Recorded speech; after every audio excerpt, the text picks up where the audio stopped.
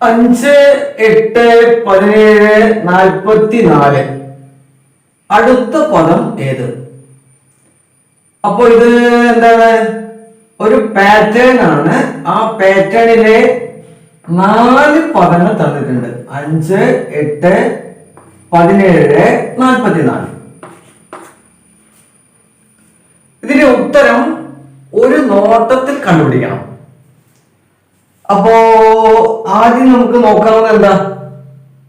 ഇത് കൂട്ടി കൂട്ടി കൂട്ടി അല്ലെ? അതിന്റെ സങ്കലനം നോക്കാം. 5 + 3 ആണല്ലോ 8. 8 + 9 ആണ് 17. 17 + 27 ആണ് 44. 5ന്റെ കൂടെ 3 കൂട്ടിയാൽ 8, 8ന്റെ കൂടെ 9 കൂട്ടിയാൽ 17, 17ന്റെ കൂടെ 27 കൂട്ടിയാൽ 44.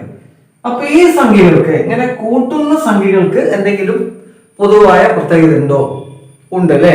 എന്താ? ഇത് 3, ഇത് 3 × 3, ഇത് 3 × 3 × 3. 3 ഗുണിക്കണം 3, 3 ഗുണിക്കണം 3 ഗുണിക്കണം 3, അതാണ് 27. അപ്പൊ ഇതിന്റെ കൂടെ എന്ത് കൂട്ടണം? 3 ഗുണിക്കണം 3 ഗുണിക്കണം 3 ഗുണിക്കണം 3, അതായത് 81. ഇതിന്റെ കൂടെ കൂട്ടണം. കൂട്ടിയാൽ എത്ര കിട്ടും? 125 ആണ്. 44ന്റെ കൂടെ 81 കൂട്ടി, അതാണ് അടുത്ത പദം. അടുത്ത ചോദ്യം, ഒറ്റയാനെ കണ്ടെത്തുക. ഇവിടെ 4 സംഖ്യകൾ തന്നിട്ടുണ്ട്. 196, 169, 729, 589. ഈ 4 സംഖ്യകളിലെ ഒറ്റയാനാണ് കണ്ടുപിടിക്കേണ്ടത്. അതിലെ ഒറ്റയാനെ കാണാൻ എന്താ വഴി? ആദ്യം അതിലെ ഏതോ 3 സംഖ്യകൾക്ക് പൊതുവായ ഒരു പ്രത്യേകത ഉണ്ട്. 4ാമത്തെ സംഖ്യയാണ് വ്യത്യാസപ്പെടുന്നത്. നോക്കൂ, 196 എന്ന് പറഞ്ഞാൽ 14 സ്ക്വയർ ആണ്. 169 13 സ്ക്വയർ ആണ്. 729 എത്രയായി വരുന്നത്? 27 സ്ക്വയർ ആണ്. ഇതോ? അതായത് ഇത് 3 വർഗസംഖ്യകളാണ്. ഇത് സാധാരണ ഒരു സംഖ്യ മാത്രമാണ്. അപ്പോൾ ഇതിൽ നിന്ന് വ്യത്യസ്തമാകുന്നത് അല്ലെങ്കിൽ ഒറ്റയാൻ 589. അടുത്ത ചോദ്യം, ഒരു ക്ലോക്കിന്റെ പ്രതിബിംബ സമയം 8:30 ആയാൽ ക്ലോക്കിലെ യഥാർത്ഥ സമയം എത്ര? ക്ലോക്ക് വരച്ചൊന്നും കണ്ടുപിടിച്ച് ബുദ്ധിമുട്ടരുത്. സിമ്പിൾ ഒരു വഴിയുണ്ട്.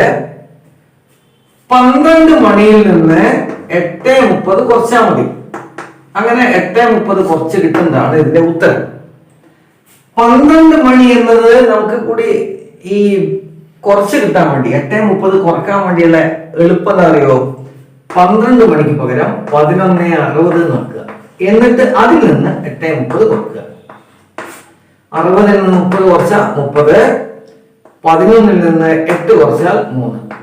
ഇതാണ് ക്ലോക്കിലുള്ള യഥാർത്ഥ സമയം. അത് മറന്നു പോയത്. തിരിച്ചു മറിച്ചും. ഇനി ക്ലോക്കിലെ സമയം 8:30, പ്രതിബിംബ സമയം എത്രയാണെന്ന് ചോദിച്ചാലും ചെയ്യേണ്ടത് 11:60ൽ നിന്ന് 8:30 കുറയ്ക്കുകയാണ്. ഓക്കെ. അടുത്ത ചോദ്യം, √3 സ്ക്വയർ ഗുണിക്കണം 5 സ്ക്വയർ പ്ലസ് 2⁴ ഇൻറ്റു 5 സ്ക്വയറിന്റെ വിലയാണ് കണ്ടുപിടിക്കേണ്ടത്. അപ്പോ നമ്മൾ ചെറിയൊരു മിസ്റ്റേക്ക് ഇന്നത്തെ വരുത്താൻ സാധ്യതയുണ്ട്. അതെന്ന് വെച്ചാൽ എല്ലാം ഇവിടെ റൂട്ട് ആയതുകൊണ്ട് 3 സ്ക്വയറിന്റെ റൂട്ട് 3, 5 സ്ക്വയറിന്റെ റൂട്ട് 5, 2⁴ റൂട്ട് 2 സ്ക്വയർ, 5 സ്ക്വയറിന്റെ റൂട്ട് 5. അങ്ങനെ ആദ്യമേ കണ്ടിട്ട് ഇതിനെ ക്രിയ ചെയ്താൽ തെറ്റിപ്പോകും. കാരണം ഇതിലുള്ള എല്ലാ ക്രിയകളും ഗുണനം ആണെങ്കിൽ നമുക്ക് ഇതിന്റെ റൂട്ട് കണ്ടിട്ട് തന്നെ ഓരോന്നിനെയും റൂട്ട് കണ്ടുപിടിച്ചാൽ അതിന്റെ ഉത്തരമാണ്. പക്ഷെ നടുവിൽ ഒരു പ്ലസ് വന്നിട്ടുണ്ട്, അതുകൊണ്ട് അത് തെറ്റിപ്പോകും. ഏതായാലും നമുക്ക് ചോദ്യം ഇവിടെ എഴുതാം. 3 സ്ക്വയർ ഗുണിക്കണം 5 സ്ക്വയർ പ്ലസ് 2⁴ ഇൻറ്റു 5 സ്ക്വയർ. ഇതിൽ രണ്ടിലും, അതായത് ഇവിടെ ഒരു പ്ലസ് ആണ്, രണ്ടിലും 5 സ്ക്വയർ വന്നിട്ടുണ്ട്. അപ്പൊ നമുക്ക് അതെന്ത് ചെയ്യാന്നറിയോ, അത് പൊതുവായിട്ട് എടുക്കാം. അതായത് 5 സ്ക്വയർ ഗുണിക്കണം 3 സ്ക്വയർ പ്ലസ് 2/4. ഇതിപ്പോ ഇവിടെ ഗുണിക്കണം. അപ്പൊ നമുക്കിത് 5 ആയിട്ട് തന്നെ എടുക്കാം. ഇനി ഇതിനെ മാറ്റി √5 സ്ക്വയർ ഗുണിക്കണം 3 സ്ക്വയർ എത്രയാണ്, 9 ആണ്, പ്ലസ് 2/4 എത്രയാണ്, 16 ആണ്, സമം √5 സ്ക്വയർ ഇൻറ്റു 25. 5 സ്ക്വയർ എത്രയാണ്, 5, അതിന്റെ റൂട്ട് 5. 25 റൂട്ട് എത്രയാണ്, അതും 5. 5 ഗുണിക്കണം 5, 25 ആണ് ഇതിന്റെ വില. ഓക്കെ, അടുത്ത ചോദ്യം. രമ ഒരു ജോലി 6 ദിവസം കൊണ്ട് ചെയ്യും. ഉമ അതേ ജോലി ചെയ്യാൻ 8 ദിവസം എടുക്കും. എന്നാൽ രണ്ടുപേരും ഒരുമിച്ച് ജോലി ചെയ്താൽ ജോലി തീർക്കാൻ എത്ര ദിവസം വേണം? ഇതില് രമ എത്ര ദിവസം കൊണ്ടാണ് ജോലി ചെയ്യുന്നത്? 6 ദിവസം. ഉമയോ 8 ദിവസം. ചോദ്യം എന്താ? രണ്ടുപേരും കൂടി ചെയ്യാൻ ഒരേ ജോലി, അതേ ജോലി എത്ര ദിവസം വേണം എന്നുള്ളത്. അപ്പൊ അങ്ങനെ ഇത് ചെയ്യാൻ വേണ്ടി നമ്മൾ ചെയ്യേണ്ടതെന്ന് വെച്ചാല്, നമ്മൾ ഇരുട്ട് തപ്പരുത്. ഒരു ജോലി ഇത്ര ജോലി എന്ന് കൃത്യമായിട്ട് കണക്കാക്കുക. അതിന് ഏറ്റവും നല്ല എന്താണെന്ന് വെച്ചാല് ഈ 2 സംഖ്യകളുടെ ലസാഗു നോക്കിയാൽ മതി. അതായത് 2 സംഖ്യകൾ അടങ്ങുന്ന ഏറ്റവും ചെറിയ സംഖ്യ അത് എത്രയാണ്? 24 ആണ്. ഇനി സിമ്പിൾ ആണ്. അപ്പൊ നമ്മൾ ഒരു ജോലി ഇത്ര ജോലി എന്ന് തീർച്ചപ്പെടുത്തി കഴിഞ്ഞാൽ ഇത് സിമ്പിൾ ആണ്. അതെങ്ങനെയാണെന്ന് പറയാം. ഇപ്പൊ രമ എത്ര ദിവസം കൊണ്ടാണ് ജോലി ചെയ്യുന്നത്? 6 ദിവസം കൊണ്ട്. എത്ര ജോലി? 24 ജോലി. അത് നമ്മൾ ഇതിന്റെ ലസാക്കുന്നതാണ്. എങ്കിൽ ഒരു ദിവസം രമ എത്ര ജോലി ചെയ്യും? 24 ഹരിക്കണം 6, 4 ജോലി ഒരു ദിവസം ചെയ്യും. അതേ പ്രകാരം ഉമയോ ഒരു ദിവസം എത്ര ജോലി ചെയ്യും? 24 ജോലി ചെയ്യാൻ 8 ദിവസം വേണം. അപ്പോ ഉമ ചെയ്യുന്നത് ഒരു ദിവസം 3 ജോലിയാണ്.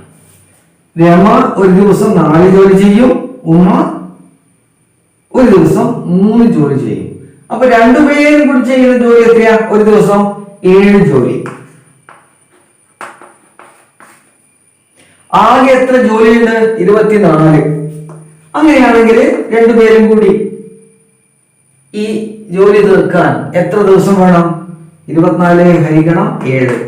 24 7 ഹരിച്ചാൽ 3 കഴിച്ച് ബാക്കി എത്ര ഉണ്ട്? 3 21 കഴിച്ച് 3/7. 3/7 ദിവസം എന്നാണ് പറയാ. ഇതിന് നമുക്ക് കൃത്യമായിട്ടൊരു ദിവസം കിട്ടിയിട്ടില്ല. അപ്പൊ അതുകൊണ്ട് എന്ത് ചെയ്യാം? 3/7 ദിവസം. അത് ഒരു ഭിന്നസംഖ്യ കൂടി കിട്ടിയിട്ടുണ്ട്. ഓക്കെ, അടുത്ത ചോദ്യം. 20, 25, x, 28, 32 എന്നീ സംഖ്യകളുടെ ശരാശരി 27 ആണ്. എക്സിന്റെ വില എത്ര? 1, 2, 3, 4, 5 സംഖ്യകളാണുള്ളത്. 20, 25, x, 28, 32 ഈ സംഖ്യകളുടെ ശരാശരി എത്രയാ? 27 എന്ന് പറഞ്ഞാൽ ഈ 5 സംഖ്യകളൂടെ കൂട്ടുക. അങ്ങനെ കൂട്ടിയ ശേഷം അതിനെ 5 കൊണ്ട് ഹരിക്കുക. അപ്പൊ കിട്ടുന്ന ഉത്തരമാണ് 27. ശരാശരി എന്ന് പറഞ്ഞാൽ അതാണല്ലോ. ഈ 5 സംഖ്യകളുടെ തുകയെ 5 കൊണ്ട് ഹരിച്ചാൽ 27 കിട്ടുമെങ്കിൽ ഏത് സംഖ്യയാണ് അവിടെ ഉദ്ദേശിക്കുന്നത്? എല്ലാം കൂടെ കൂട്ടി കിട്ടുന്നത് 27 5 കൊണ്ട് കുറിച്ചാൽ മതിയല്ലോ. 135. ഈ 135 എന്ന് പറയുന്നത് എന്താണ്? ഈ 5 സംഖ്യകളും കൂടി കൂട്ടി കിട്ടുന്നതാണ്. അപ്പൊ നമുക്കൊന്ന് കൂട്ടി നോക്കാം അല്ലെ. 28ഉം 32ഉം 60. 20ഉം 25ഉം 45. കൂട്ടിയാല് 105. അതിന്റെ കൂടെ എക്സും. 105ന്റെ കൂടെ എക്സും കൂടെ കൂട്ടി എത്ര കിട്ടണം? 135 കിട്ടണം. അപ്പൊ എക്സ് എത്രയാ? 30. എക്സിന്റെ വില ചോദിച്ചത്, എക്സിന്റെ വില കിട്ടി 30. അത്രയേ ഉള്ളൂ. അടുത്തത്, ഒരാൾ 1000 രൂപ 10% പലിശ നിരക്കിൽ 2 വർഷത്തേക്ക് കൂട്ടുപലിശ ഇനത്തിൽ ബാങ്കിൽ നിക്ഷേപിച്ചാൽ വർഷാവസാനം ലഭിക്കുന്ന തുക. കൂട്ടുപലിശയാണ്, വർഷാവസാനം ലഭിക്കുന്ന തുകയാണ് ചോദിച്ചിരിക്കുന്നത്. അങ്ങനെ വരുമ്പോൾ അതിനൊരു സൂത്രവാക്യമുണ്ട്. അത് ഞാൻ അതേ ബോർഡിൽ എഴുതാം. A സമം P ഗുണിക്കണം 1 + R all raised to n. P എന്ന് പറയുന്നത് പ്രിൻസിപ്പിൾ, അതിൽ എത്രയാണ്? 1000 ഗുണിക്കണം 1 + R എന്ന് പറയുന്ന നിരക്കാണ് 10%. 10/100. n എന്ന് പറയുന്നത് കാലയളവ് 2 വർഷം. അതായത് 1000 ഗുണിക്കണം 1 + 10/100 എത്ര വരും? 110/100. അതിന്റെ ഹോൾ സ്ക്വയർ എന്ന് പറയുമ്പോൾ 110/100 ഗുണിക്കണം 110/100. ഇനി എന്താണ്? ഇതിലെ 2 0 ഇതാ, ഈ 2 0 വെട്ടി. ഇതിലെ 2 0 2 0 വെട്ടി. 10 ഗുണിക്കണം 11 ഗുണിക്കണം 11. 11 ഗുണിക്കണം 11 121.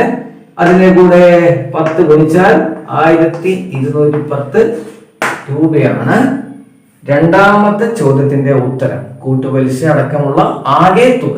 കൂട്ടുപലിശ അല്ല ചോദിച്ചിരിക്കുന്നത്, ആകെ മുതലടക്കം ചോദിച്ചിരിക്കുന്നത്. കൂട്ടുപലിശയാണെങ്കിലും 1000-ൽ നിന്ന് 1210 നിന്ന് 1000 കുറച്ചാൽ കിട്ടുന്നത് 210. അത് പലിശയാണെങ്കിലാണ്, പലിശ മാത്രമേ ചോദിച്ചെങ്കിലേ അത് കണ്ടു. ഇത് മൊത്തം തുക ചോദിച്ചുകൊണ്ട് വർഷാവസാനം ലഭിക്കുന്ന തുക എന്ന് പറഞ്ഞാൽ പലിശ അടക്കം മുതലെല്ലാം കൂടി ചേർന്നാണ്. അതാണ് 1210. അടുത്ത ചോദ്യം, A/B സമം 5:2, B/C സമം 3:7. A/C എത്ര? A/C ആണ് ചോദിച്ചിരിക്കുന്നത്. അപ്പം A/B സമം 5:2, B/C സമം 3:7. അപ്പം എയും ബിയും തമ്മിലുള്ള ബന്ധം എന്താണ്? 5ഉം 2ഉം. ബിയും സിയും തമ്മിലുള്ള ബന്ധം എന്താണ്? 3ഉം 7ഉം. A 5 ആകുമ്പോ B 2, B 3 ആകുമ്പോ C 7. ചോദിച്ചിരിക്കുന്നത് എങ്കിൽ A/C എത്രയാണ്? അതിന് ഏറ്റവും നല്ല വഴി എന്താ വെച്ചാൽ ഇതിൽ പൊതുവായുള്ളത് എന്താ? B ആണ്. ഇവിടെ B എത്രയാണ്? 2. ഇവിടെ B എത്രയാണ്? 3. അപ്പൊ എന്ത് ചെയ്യാന്നറിയോ? ഈ 2 കൊണ്ട് ഇതിനെ ഗുണിക്കുക, ഈ 2നെയും ഗുണിക്കുക, 3 കൊണ്ട് ഇതിനെ 2നെയും ഗുണിക്കുക. എന്നാൽ എന്ത് കിട്ടും അറിയോ? A/B/C കിട്ടും. അപ്പൊ നമുക്ക് തുടങ്ങാം അല്ലെ? ആദ്യം 3 കൊണ്ട് ഗുണിക്കാം. 3 കൊണ്ട് ഗുണിക്കുമ്പോൾ 15:6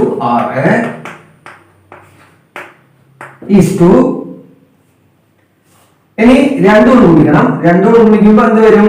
2 ഗുണിക്കണം 3 6 ഇതാണേ വന്നല്ലോ. പിന്നെ എന്താണ്? 2:2 ഗുണിക്കണം 7 14. 15:6:14. അതില് A എത്രയാ? 15. C എത്രയാ? 14. അപ്പൊ അത് വരും 15:14 ആണ് A/C. ഓക്കെ. അടുത്തത്, ആദ്യത്തെ സംഖ്യകളുടെ ബന്ധത്തിനനുസരിച്ച് ഉത്തരം കണ്ടെത്തുക. 35:64 അതിന്റെ പ്രൊപ്പോർഷൻ ആണ്. 47 ആണ്. 35:64 പിന്നെ എങ്ങനെ ഒരു പ്രൊപ്പോർഷൻ 47 എത്രയാണ്? അതിന്റെ ഓപ്ഷൻ കൂടി ഞാൻ എഴുതാം. 100, 81, 120, 121. നമുക്ക് ഭയങ്കര കൺഫ്യൂഷൻ ഉണ്ടാക്കുന്ന ഇത്തരം ചോദ്യങ്ങളെ ഈ പ്രൊപ്പോർഷൻ, ഇത് പ്രൊപ്പോർഷൻ അല്ല, ഇത് ആളപ്പറ്റിക്കൽ പ്രൊപ്പോർഷൻ ആണ്. ഇവ തമ്മിലുള്ള ബന്ധം അനുസരിച്ച് ഇവിടെ ഇതിന്റെ ഉത്തരം കണ്ടെത്തുക എന്നുള്ളതാണ്. അപ്പോ എങ്ങനെ കാണാമെന്നറിയോ? 64ഉം ഈ 35 തമ്മിൽ എന്തെങ്കിലും ബന്ധമുണ്ട്. അപ്പൊ 35ന്റെ കൂടെ 29 കൂട്ടിയാൽ 64 ആണ്. അപ്പൊ 47ന്റെ കൂടെ 29 കൂട്ടിയാല് ഇവിടെ അങ്ങനെ സംഗതിയില്ല. ഇനി 29 ആണെങ്കിൽ 47ന്റെ കൂടെ എത്രയാ കൂട്ടേണ്ടത് നോക്കാൻ നമുക്ക് ആകെ ആശയക്കുഴപ്പമാണ് അല്ലെ? അതൊന്നും നോക്കേണ്ട ആവശ്യമില്ല. നമുക്ക് സിമ്പിൾ ആയിട്ട് അങ്ങനെ ചെയ്യാൻ അറിയോ? 3ഉം 5ഉം കൂടെ കൂട്ടിയാൽ എത്രയാ? 8.